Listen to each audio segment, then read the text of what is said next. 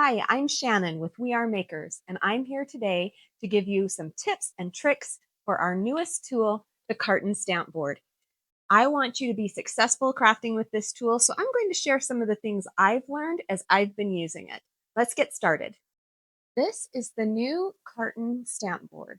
When you open your box, you will get a sheet of acrylic stamps, a lot of different cute little icons to use, the top plate of the tool, the base of the tool, and the scoring stylus, which is stored right here on the side. Using this awesome board, you can make carton boxes in 3 sizes, as well as stamp and decorate them using this top panel as a stamping platform. The instructions for using this awesome tool can be found by scanning this QR code that's screen printed right here on the base of the tool itself. That will take you to a landing page where you can find all things Carton Stamp Board. There will be instructions, there will be inspirational videos, and everything you need there. So if you lose your instructions, no worries, you can find them right there at that QR code. Another awesome thing about this board is the measurements for cutting your papers for small, medium, and large cartons are embossed right on this top plate. I don't know if you can see that in the video, but they're just right there. Small, medium, and large. The other markings on this tool that you'll need to take note of are right here across the top. You will see a series of lines and numbers. So you'll see this, it says 1, guide, 2, 3, guide, 4, 5, 6, small, medium, large. And when you're seeing your tool in person, that will be a lot more clear. In the studio in this light, it's a little bit hard to see. But those are also embossed right onto the tool itself. If you want to make a small box, you would cut your paper to 8.5 by 4.5. A medium box is 8.5 to 5.5, and a large box would be 8.5 to 6.5. Simple measurements, really easy to cut. All of them use 8.5-inch width papers, so that's really nice if you work with 8.5 by 11 paper. You can just cut them down just to 4.5, 5.5, or 6.5. I've pre-cut some of my papers here to show you how to make one of each size of box. So we'll just walk right through it. So the first thing you're going to do is take off your top platform and set it to the side. Let's start with the small box. So this one is 8.5 inches wide by 4.5 inches tall, and that's the same for all of the small boxes. Next, I will place it up in the top left corner, flush with the pegs on the side and flush with the pegs at the top. Remove your scoring stylus. And now you're just going to follow the numbers as I showed you on the board. So you're going to score 1, skip this one, 2, 3, skip that one, 4, 5, and 6. So all of the numbers, 1, 2, 3, 4, 5, 6.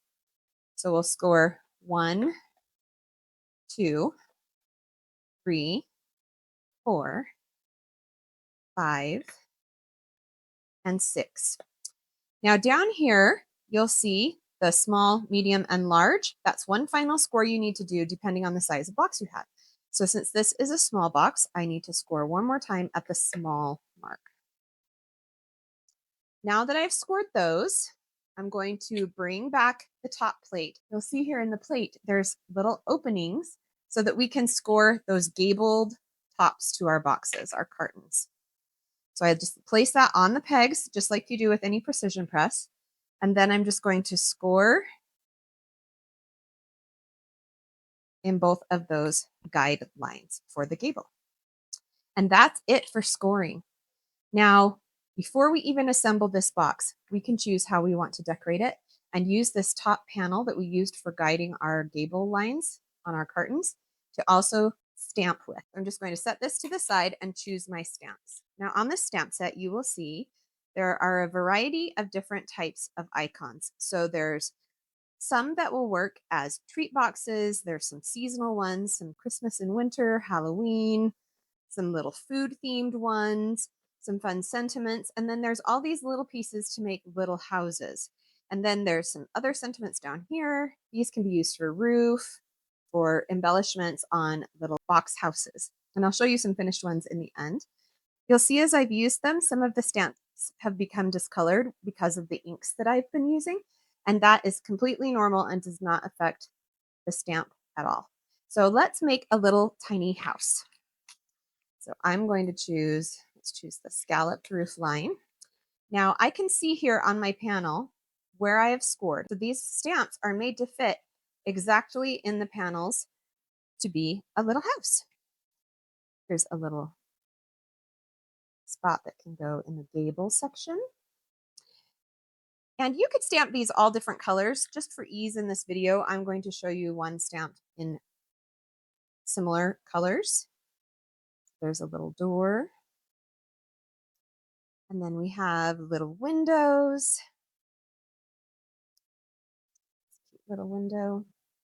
You can see I'm just kind of designing the outline of where I want these to land on here for my little house. Let's do a little bit of flowers by the front door. And a little house light. So there's a lot of fun little pieces to play with. And a little porch light above the flower. You can see I'm laying multiple stamps down at once. You could lay down all the stamps you want to stamp in a single color. Then I'm going to replace the top panel and press down to pick up all of those stamps at once. So you can see all of those stamps are now adhered to the back of my panel.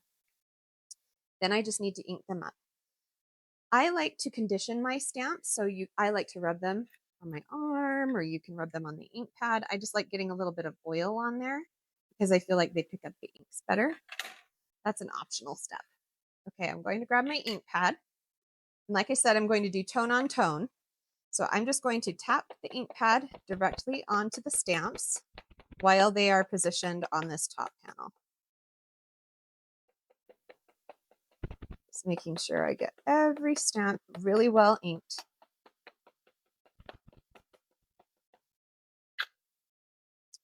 Then we flip it over. Make sure your paper is still up flush against the left and the top with the pegs.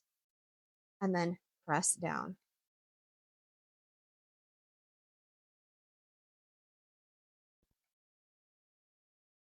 Now, if you wanted that even darker, you can come back in and ink these again. And because it's a precision press base, now I can press down again.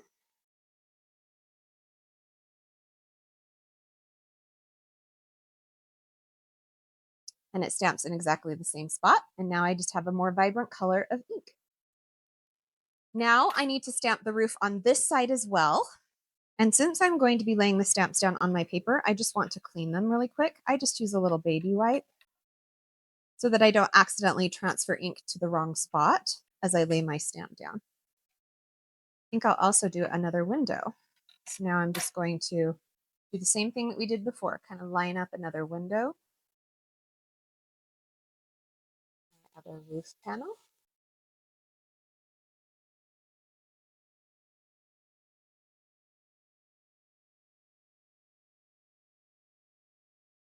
I don't need these stamps, so I'm just, after they're clean, placing them back onto the carrier sheet. Now I can pick up these stamps and ink those.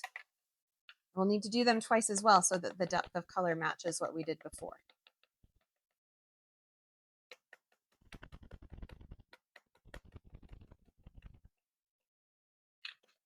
Make sure the paper is still securely against that top left corner. Press.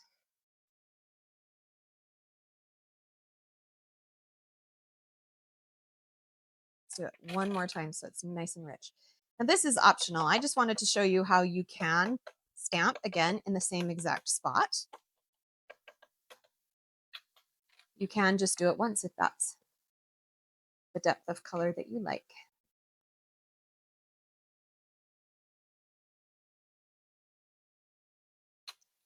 And then I want to do one more little window right there. So I'm going to clean these two roof pieces, put them back on my carrier sheet.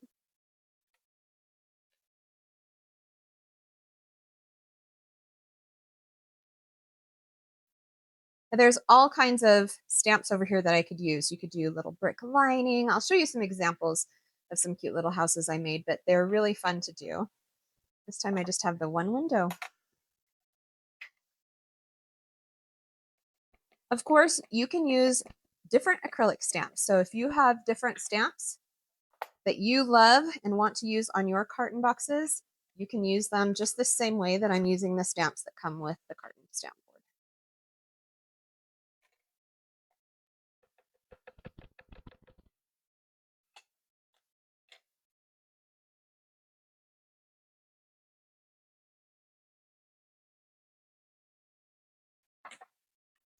We have our little stamped house. So now I'm just putting the lid back on my ink pad.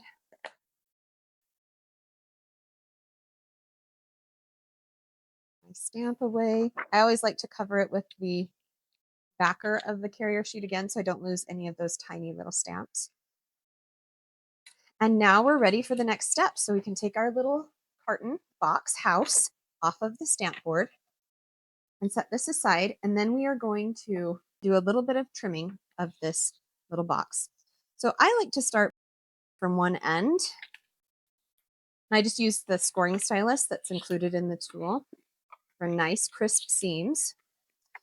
So now I've got the basics of the box, you see, and now we need to fold the other direction. So the bottom's going to go in, so I fold the bottom flap in. This top flap is going to bend back as well. And then this very tippy top panel is going to bend forward again. So this side is a little bit more of an accordion to get that box shape. Okay, now we need a pair of scissors and we're just going to make 4 little snips. So we're going to snip along each score line, along the bottom, and then cut out this tiny little last right corner panel. And when I snip, you can just go straight, but when I snip, I like to snip slightly at an angle so I get like a little triangle cut out. You can see that.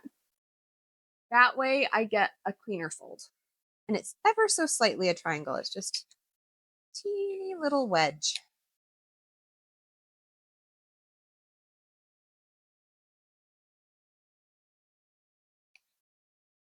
And then this is the last little panel that we're going to cut out completely. So I do it at a slight angle, and then just cut that panel off completely. And then I also like to do a little angle trim on this other side. So now this is what we have going on. Okay, and now it's just time to adhere. So how I like to do it is I fold the last panel and the little strip that I'm going to be gluing. I just run a little bead of glue along the edge of the carton flap. And then I fold this side over and press it down. That way I know my box is square when I'm folding it that way, rather than trying to do it standing up or some other way. I just found that's the easiest little way to glue it. And then I'll fold it this way. Just give that glue a second to dry. Okay, and once that's dry, now we can fold in our bottom flaps. So what I like to do is whatever the front of my box is going to be, which in this case is going to be this panel with the door on it, I like that to have a rounded finished corner. So I'm going to fold the 2 sides in first, and then fold the front and the back so that the front of the box has this nice clean edge. And I'll just add a little bit of glue there.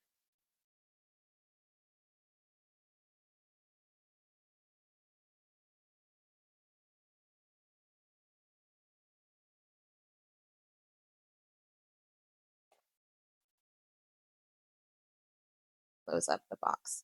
Now you see there is a teeny tiny, tiny little space that you can see a little tiny hole in the bottom of the box. That is normal for these boxes.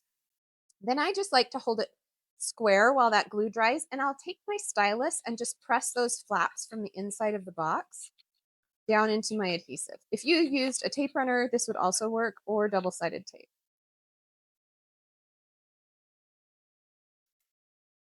Give that a second for the glue to dry. And then the last step is to fold in our little gable fold. And to do that, I just start from the sides and bring the top together like a milk carton. And because we scored them with these little guide marks on our scoreboard, they fold so easily in. You saw how easy that was. I just kind of grabbed the two sides and pulled them together. Now, if I was closing this box up completely for this little house, I didn't want to put any treats in it or anything inside. I just wanted to glue it shut. Then I would put glue here and put glue here, pinch it together. And then here's a little tip I found with using liquid glue.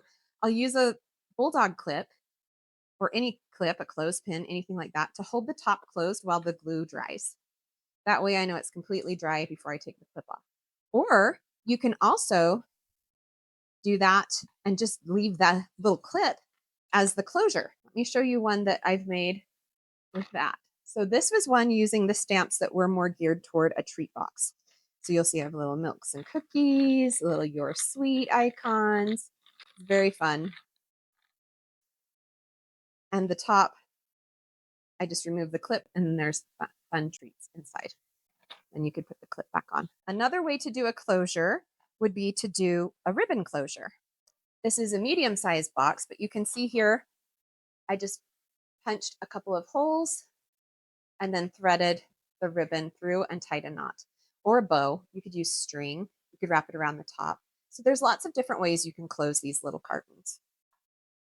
Let me show you a medium-sized box. So you do that in exactly the same way, but you would just score 1, 2, 3, 4, 5, 6, and then you'd score the medium line, and you would end up with a medium-sized box. That's a small, and then here is the medium. So you can see how it compares in size. It's the same size on the bottom, but the height is taller, so you can fit more in it. And then I'll show you a large box compared. So here's a purple box. That's the large box. Small, medium, large. Made it in exactly the same way. The only difference would be which line you score down here as the very bottom line that creates those bottom flaps for the bottom of the box would either be on the small line or the medium line or the large line, depending on which size box you are making. So there's the 3 sizes. Now you can see on this little house, I added some decorative details by stamping those same acrylic stamps, but just stamping in the tool a sheet of pattern paper. And that way I could get a little bit more texture and dimension. And then I just cut them out and glued them to the box. These are more of those little detail stamps. I used the roof line, but it kind of wrapped around the bottom of the box and gave this cute little decorative detail. You can double up windows. You could even cut these windows out and shine a light inside the box. I think that would be really cute. These are little top decorative details. There's little plants. The purple box had little bows. You can use that gable piece down here over a door. So really, you just can go wild with your imagination. There's like a little brick, put a little plant in. So there's all kinds of things that you can make. I also like the little rounded door stamp. It's really cute, little rounded door. You can go as simple or as ornate as you want on these little house boxes. Let me show you another treat box. So this is a large treat box that I use 2 colors of stamps. So on all of those little houses, I use tone on tone, but you can use multiple colors of stamps. So this was an orange and a purple and a white together. So this uses 3 stamps. And you can do as much or as little as you want on all the sides of the box. This nutrition fact is one of the stamps, a little pretend barcode. It's just such a fun little tool.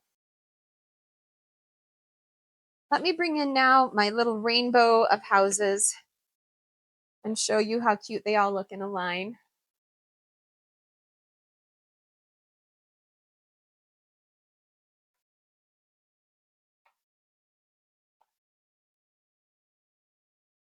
So there's my little rainbow village of houses. You can see how fun it is to make the little houses, but you know, honestly, I love the little treat boxes as well. They're so cute. They're so fun to make. Don't be afraid to stamp on color, but it's also fun to stamp on white because then you can bring in so many different colors of inks. And that's about it. It's a pretty straightforward tool. It's really easy to use. I love it. It's been really fun playing with it, and I can't wait to see what you make with your Carton Stamp Board. Please tag us when you post your creations, and remember, you can always go to the QR code right on your tool for more inspiration and instruction. We hope you love this tool as much as we do.